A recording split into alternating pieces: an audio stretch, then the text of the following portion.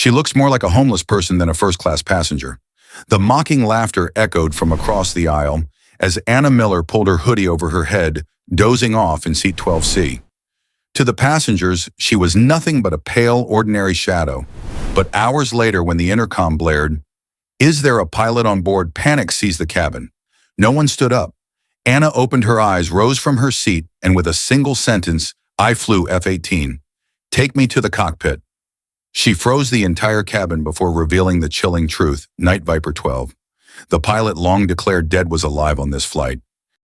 The plane was an international flight, a red-eye slicing through the night at 36,000 feet bound for New York from London. The business-class cabin buzzed with quiet wealth men in tailored suits tapping laptops, women in silk scarves scrolling phones. A politician in the back sipped bourbon like it was his job. Anna sat by the window, her faded jeans tucked under her sneakers scuffed and worn, the laces frayed at the ends. Her gray hoodie, threadbare at the cuffs, hung loose over her slight frame. No makeup touched her face, and her dark hair was pulled back in a messy bun, a few strands slipping free. Cheap earbuds dangled from her neck, the kind you'd grab from a gas station for a couple bucks. She looked like she'd wandered into the wrong cabin, and the passengers noticed. Their glances were sharp-cutting, like her presence was a personal insult to their carefully curated world. The little girl in 12B, a 6-year-old with pigtails and a unicorn backpack, was coloring a picture of a pony, her crayons scattered across the tray table. Her mother, Ellen, with a sleek bob and a pearl necklace that screamed old money, kept a tight smile as she watched her daughter Lily. When Lily's water cup tipped over, splashing Anna's sleeve, Ellen gasped. "Oh, honey, be careful," she said, grabbing a napkin and dabbing at Anna's hoodie. Her apology was quick, almost too quick, and her eyes flicked over Anna's clothes, her lips pursing slightly. Across the aisle, a businessman in a pinstripe suit, Richard Holt, leaned toward his colleague, a younger guy with a Rolex. "She looks more homeless than first class." Richard said, his voice low but carrying through the cabin. His colleague, Derek, chuckled, adjusting his tie. "Probably used points. No way she's a paying customer." Anna didn't move.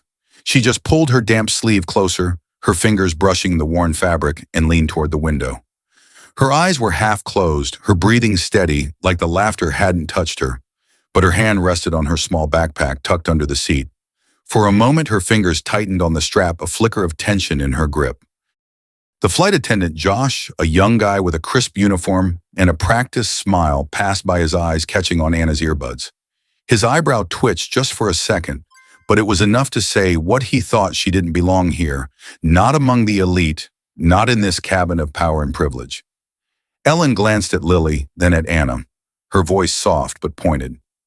"She's fine, sweetie, just resting." Lily, her crayon paused, mid-stroke, whispered, "Why is her jacket so old?" Ellen shushed her, but the question lingered unanswered, heavy in the air. A man in a navy blazer, his hair slicked back, sat a row ahead, his laptop open to a spreadsheet. He turned to his seatmate, a woman with diamond earrings, and muttered, "I bet she's a charity case, some airline giveaway for the less fortunate." The woman smirked, her earrings catching the light as she nodded. "Explains the sneakers. They look like they've been through a war." Their laughter was soft, but it carried slicing through the cabin's hum. Anna's fingers paused on her backpack, her thumb brushing a small faded patch sewn onto the side. A pair of wings crossed with a sword, barely noticeable unless you knew what it meant. She shifted slightly, her shoulder pressing against the window, her face hidden in the shadow of her hoodie. The cabin lights dimmed, and the passengers settled into their routines, oblivious to the weight of that patch, the history it carried.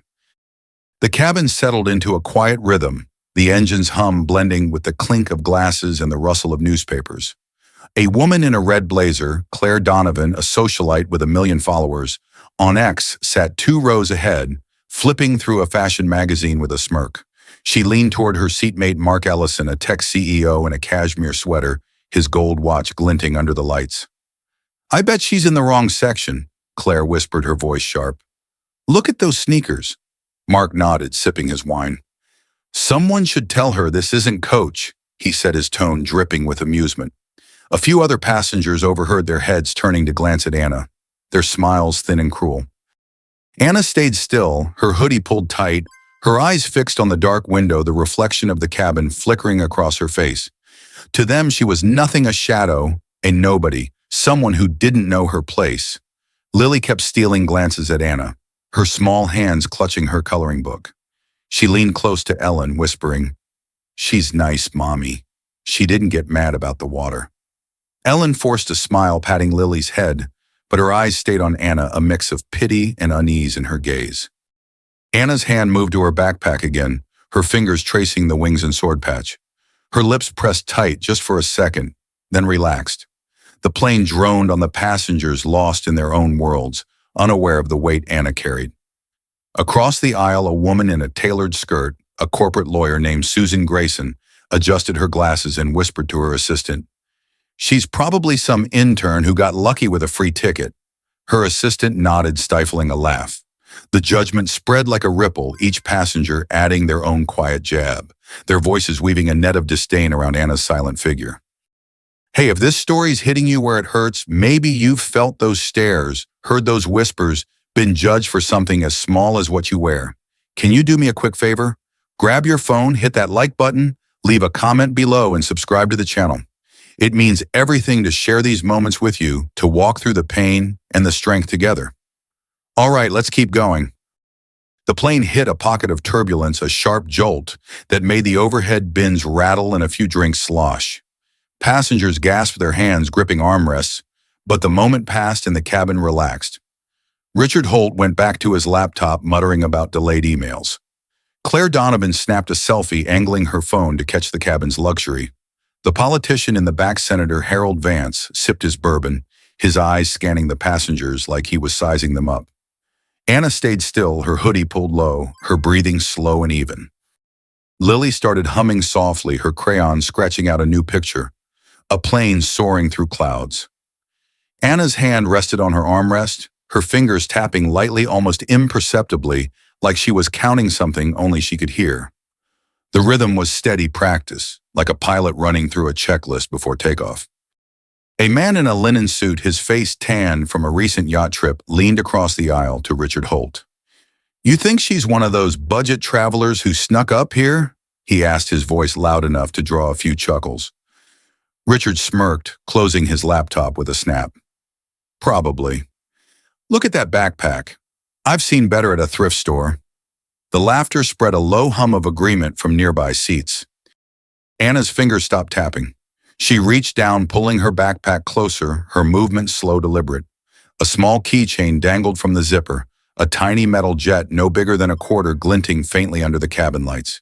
She tucked it out of sight, her face still hidden by her hoodie, but her shoulders stiffened just enough to notice. The man in the linen suit didn't see it. He was already back to his phone, scrolling through photos of his vacation, oblivious to the weight of his words. The plane's hum grew louder for a moment, the engine straining slightly, then settling back. A woman in a silk scarf, her perfume heavy in the air, turned to her husband, a banker with a pocket square. "I don't get why they let people like her in business class," she said, her voice sharp enough to cut glass. "It lowers the whole experience." Her husband nodded, adjusting his cufflinks. "Standards are slipping," he muttered. In her seat, Anna's hand paused on her backpack, her fingers brushing the zipper, where a small tear in the fabric revealed a glimpse of something inside a folded piece of paper, yellowed at the edges. She zipped it closed, her movements precise, and leaned her head back, her eyes fixed on the window. The cabin lights cast her reflection, her face calm, but her jaw tight, like she was holding something back. The passengers didn't notice their voices, a steady hum of judgment, each word piling onto the weight Anna carried in silence. Then the intercom crackled, sharp and urgent. "Attention, this is your captain. We require immediate medical or piloting assistance. Is there a pilot on board?" The words cut through the cabin like a blade. For a moment, no one moved. Then chaos erupted. People twisted in their seats, their voices rising in a frantic hum. Richard Holt slammed his laptop shut, his face pale. "What the hell does that mean?" he muttered. Claire Donovan dropped her phone, her hand trembling. "This isn't happening," she whispered. Senator Vance set his glass down, his jaw tight, but he didn't move. Ellen pulled Lily close, her voice shaking. "It's okay, honey. It's okay." But her eyes were wide, darting around the cabin. Josh rushed down the aisle, his face drained of color. "Is there a doctor or a pilot here?" he shouted, his voice cracking with panic. Anyone, please. No one stood. The air felt thick, the cabin shrinking under the weight of fear. Anna stirred in 12C. Her eyes opened slow and steady, like she'd been waiting for this. She sat up, pulling her hoodie down her movements, calm, deliberate. She reached for her backpack, unzipping it to pull out a small folded piece of paper. She tucked it into her pocket, her fingers brushing the wings and sword patch. Then she stood her sneakers quiet on the carpeted aisle. Richard Holt caught sight of her and scoffed. "Don't tell me she thinks she can help," he said, his voice loud enough to carry. Claire Donovan let out a sharp laugh, her lipstick smudged from nervous biting. "That girl, she probably can't even drive a car." Mark Ellison leaned forward, his watch glinting. "Don't make things worse, sweetheart," he said, his tone thick with condescension. "This isn't a game." Lily clutched her mother's arm, her voice small. "Why are they being mean?" Ellen didn't answer, her eyes fixed on Anna, a flicker of doubt in her gaze. A man in a polo shirt, his face red from too much wine, stood up, blocking Anna's path. "Sit down, kid," he said, his voice slurring slightly. "You're going to make this worse for everyone." The passengers around him nodded, their murmurs growing louder, a chorus of disbelief and scorn. Anna stopped, her eyes meeting his for a brief moment. She didn't speak, but her gaze was steady, unyielding, like she was looking through him. The man faltered, stepping back, his bravado crumbling under her silence. Anna moved past him, her steps measured her backpack slung over one shoulder. Josh, the flight attendant, hesitated, his eyes flicking from her sneakers to her hoodie. "Ma'am, please, we need someone qualified," he said, his voice tight. Susan Grayson chimed in from 2 rows back, her glasses glinting. "Sleeping through the whole flight, and now she wants to be a hero." Laughter followed, cruel and biting, rolling through the seats like a wave. Anna didn't look at them. She stepped into the aisle, her shoulders squared, her face unreadable. A woman in a cashmere coat, her purse monogrammed with gold initials, leaned toward her friend. "She's delusional," she whispered loud enough for Anna to hear. "Thinks she's some kind of action movie star." Her friend snickered, adjusting her diamond bracelet. Anna's hand tightened on her backpack strap just for a moment, then relaxed. She looked at Josh, her voice low but clear. "I flew F-18s. Take me to the cockpit." The words hit the cabin like a shockwave.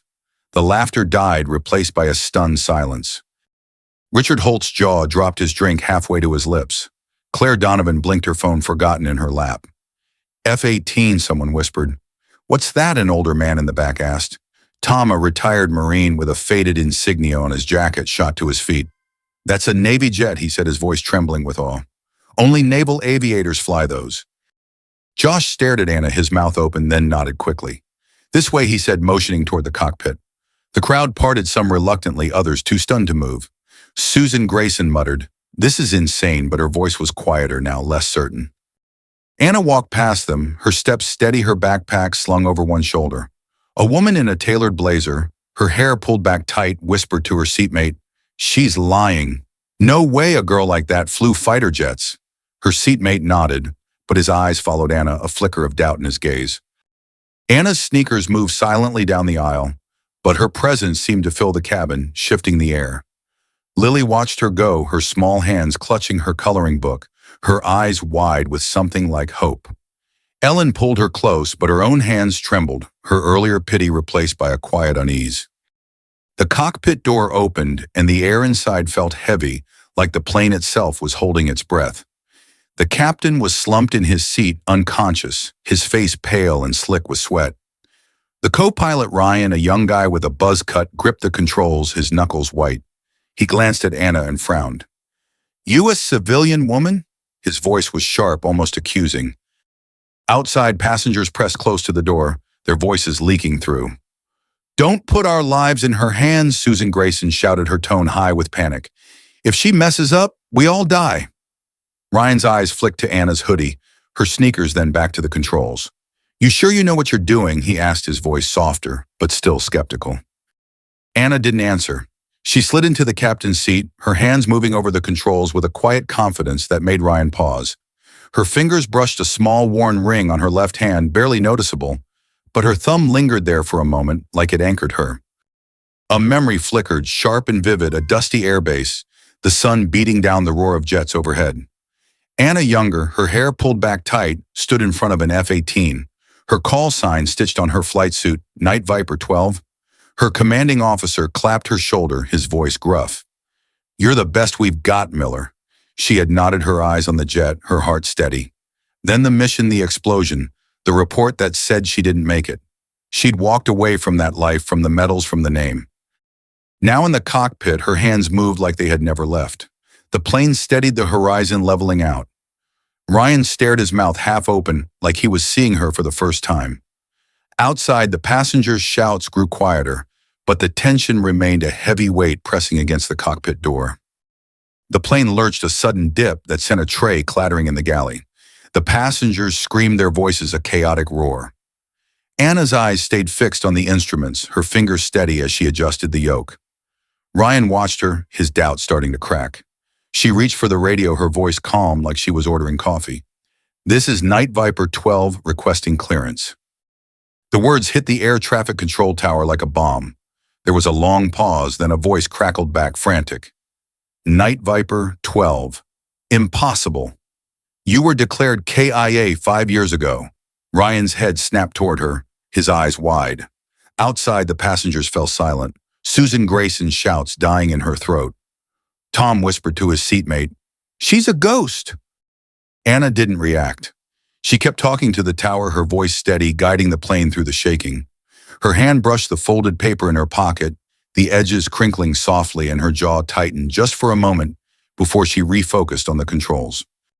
A woman in a velvet jacket, her hair streaked with silver, stood near the cockpit door, her voice rising above the others. "This is a mistake," she cried, clutching her purse like a lifeline. "She's nobody. You're risking our lives for a nobody." Her words sparked a murmur of agreement, passengers nodding their fear, feeding their scorn. Anna's shoulders stiffened, but she didn't turn. Her fingers moved faster now, adjusting dials, her eyes scanning the radar. The woman's voice grew louder, shrill. "I paid for this flight. I deserve better than this." Josh pushed her back gently, his face strained. "Ma'am, please, let her work." Anna's hand paused on the yoke, her thumb brushing the worn ring again.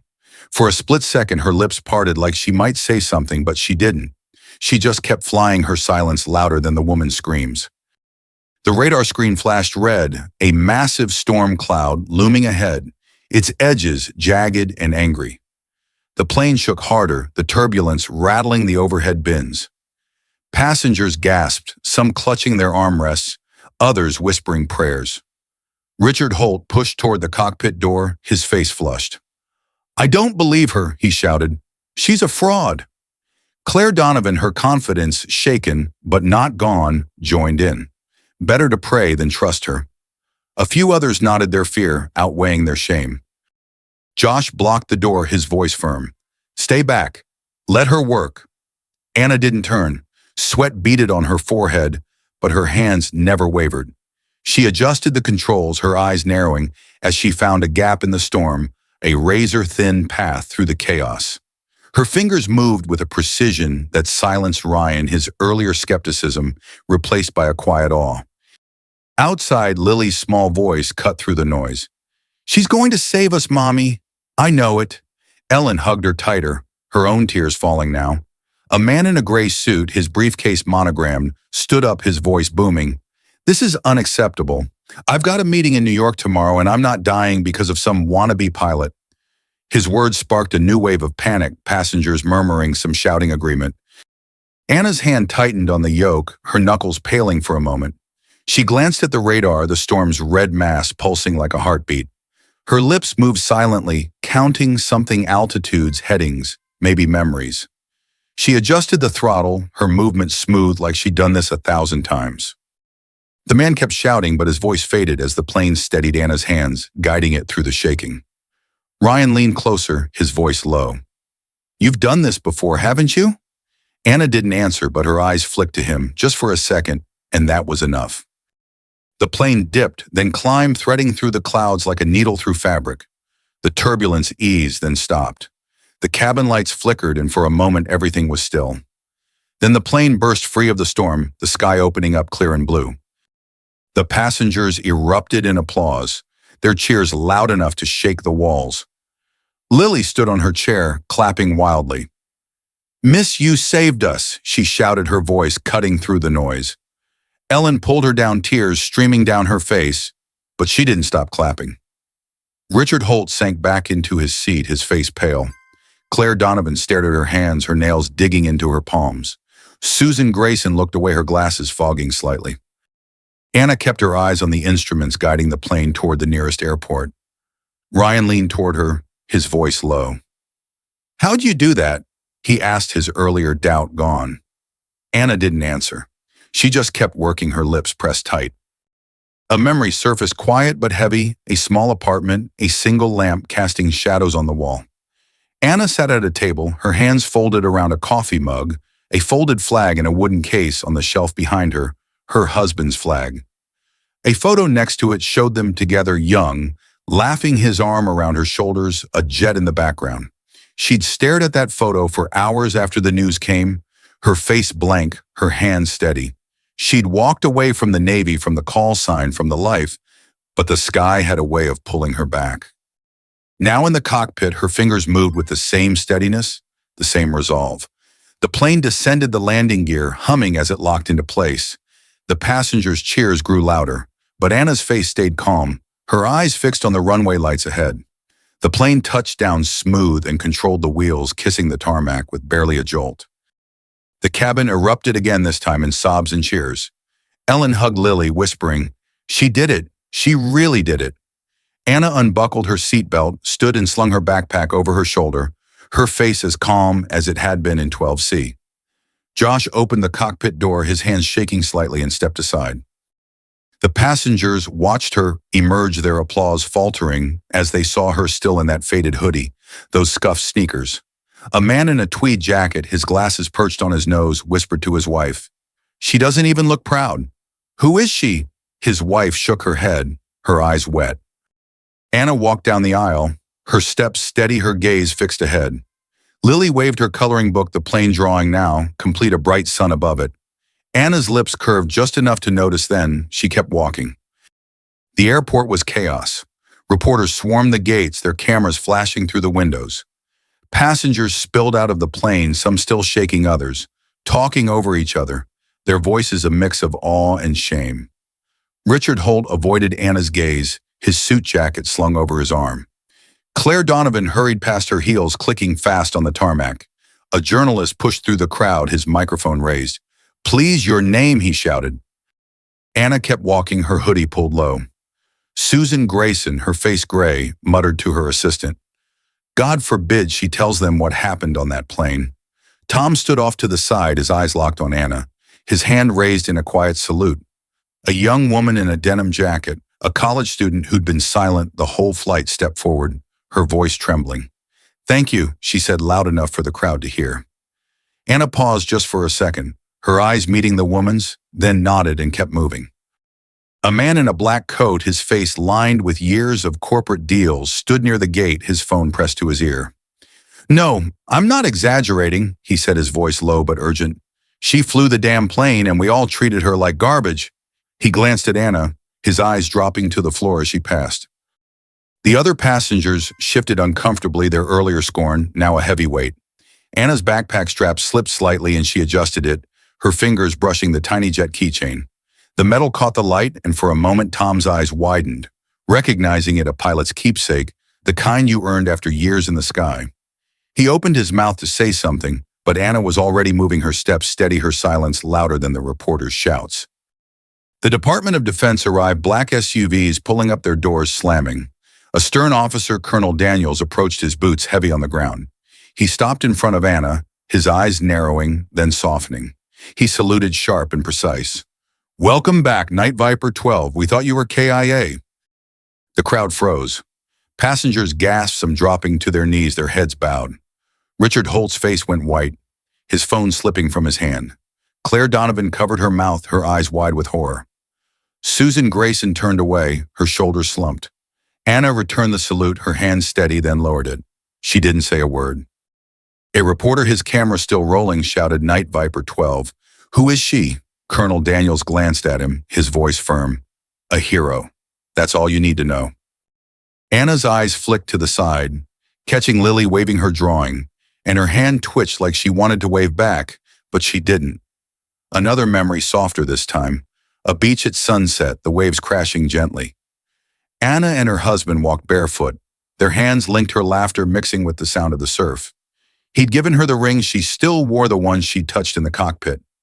"You're my wingman," he'd said, his voice warm. She'd smiled, her eyes on the horizon, the sky endless above them. Then the call came, the mission that took him. She had buried that life, buried Night Viper 12. But the sky had other plans. Now, as she walked through the airport, the weight of that ring grounded her, a quiet reminder of who she'd been, who she still was. The reporters kept shouting, but she didn't stop her steps, carrying her past the chaos, past the shame of those who judged her. The fallout came fast. Richard Holt, the hedge fund guy, got a call from his board the next day. His mockery of Anna, caught on a passenger's phone, went viral on X, his name trending with hashtags like classless in the clouds. By evening, he was fired, his career in ruins. Claire Donovan, the socialite, saw her sponsorship deals vanish, her face plastered across blogs with headlines like "Influencer, Shame for Mid-Flight Tirade." Susan Grayson's law firm distanced itself from her clients dropping after passengers tweeted about her screams. Senator Vance faced a quiet backlash, his donors whispering about his inaction during the crisis. The man in the linen suit, a real estate mogul named Greg Thornton, found his latest deal canceled, his investors citing reputational concerns after his comments hit the news. None of them faced Anna directly. They didn't need to. The truth was out, and it was heavy. Anna walked away from the airport, her backpack slung over one shoulder, her hoodie still pulled low. The reporters shouted questions, but she didn't stop. Tom watched her go, his eyes wet, his hands still raised in that salute. Lily and Ellen stood by the gate, Lily waving her empty hands, her drawing gone. Anna glanced back just once, her eyes catching the crowd, the cameras, the chaos. Her lips didn't move, but her gaze was enough, a quiet acknowledgement of the weight she'd carried, the storm she'd flown through. Colonel Daniels followed her for a few steps, then stopped like he knew she didn't want company. The crowd parted, their whispers fading. As she moved through them, a ghost reborn, her call sign echoing in their minds. "Where are you watching from? Leave a comment below and hit follow to walk with me through heartbreak, betrayal, and finally healing." Anna Miller, once Night Viper 12, learns the power of resilience and self-worth in the face of judgment. Mocked for her appearance, she carries the weight of her past, a presumed dead naval aviator, silently enduring scorn. When crisis strikes, her skill and courage silence her detractors, proving her value lies not in others' perceptions, but in her undeniable competence. The passengers' disdain reveals their superficiality, but Anna's steady hand and quiet strength teach her that true worth is internal, forged through experience and resolve, not external validation. She emerges unbroken, her identity reaffirmed, carrying her past with pride.